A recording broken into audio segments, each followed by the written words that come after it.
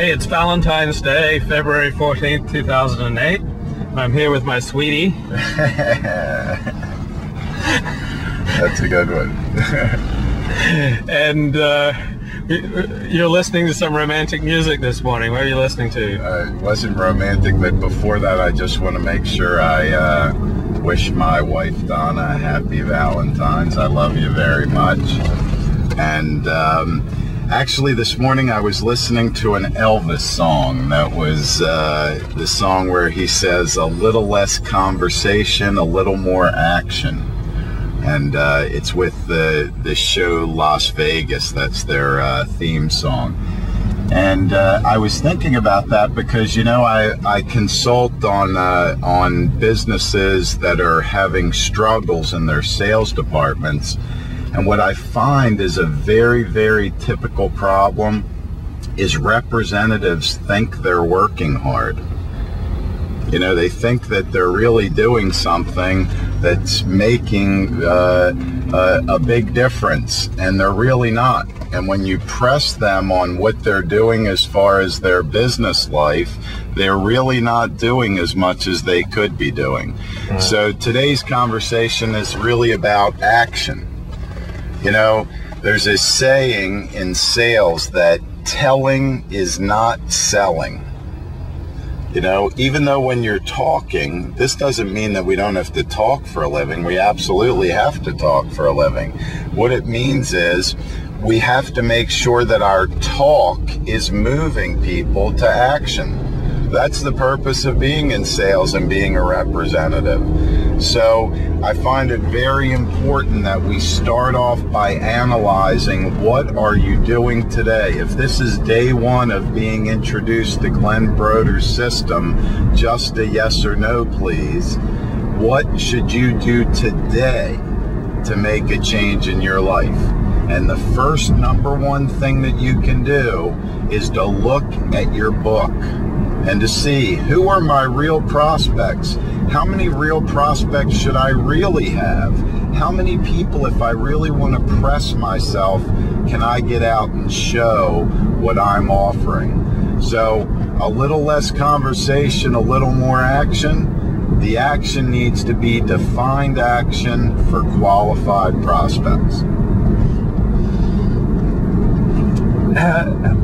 How can you know if you're cut out for the work you're doing? I'm sure, you know, a lot of people are selling something that they have no belief in, or are doing work that they have no belief in, and they're just still doing it because it's easy. But, you know, if they hooked into something that they actually believed in, they'd be successful.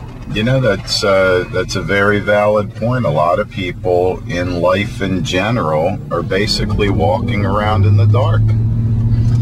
You know, if you really think about it, most people don't like what they do. But when it comes to sales, it really, my first sales manager said it like this. He said, sales is the lowest paying easy job and the highest paying hard job. So what was he saying? He said in sales, you know what, you come in for your sales meeting at 9 to 10 in the morning, and then after 10 o'clock, you're really the master of what you want to do. And I'll be very frank with you, when we were in, for example, in-home sales at the beginning of my career, we worked a morning appointment, and then we worked an evening appointment. And what did we do in the afternoon? We fished. We went and shot pool. We did whatever, but we were doing our 8 hours in 4-hour blocks where we were working hard. But the afternoon just wasn't, you know, people are out, they're shopping, they're not at home. It's limited access to them. But in the mornings and in the evenings, it was great. So to get specifically to answering your question, I think that people who are not succeeding, so remember I said there's 3 groups. We have the stars, we have the mediocre in the sales department, and then we have the lower realm, which is really there on the whim of the company. That lower realm, after doing my workshop, have totally exposed themselves. And if they've exposed themselves, it means that really they're very unhappy. somebody who can't figure out how to close on a regular basis, I talk about this specifically in the book, they have no job satisfaction whatsoever.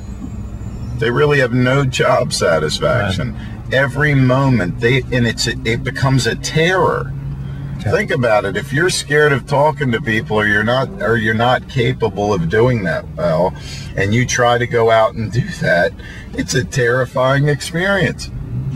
And I find that a lot of people that are shy for one reason or another, or didn't appear to be shy when they first got started, all of a sudden have what we call call reluctance. Yeah.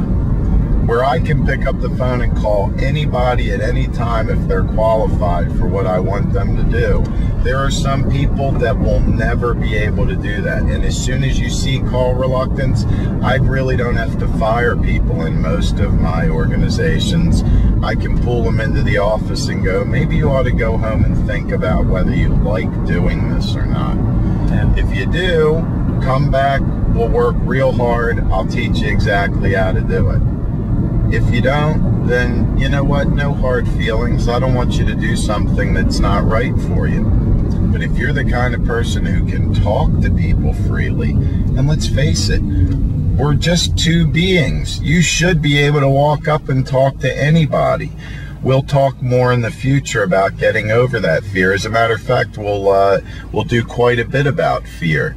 But if you have the personality, it's going to work out great with training. And if you don't have the personality, we could train you forever, and you'll just never be happy with it. Right.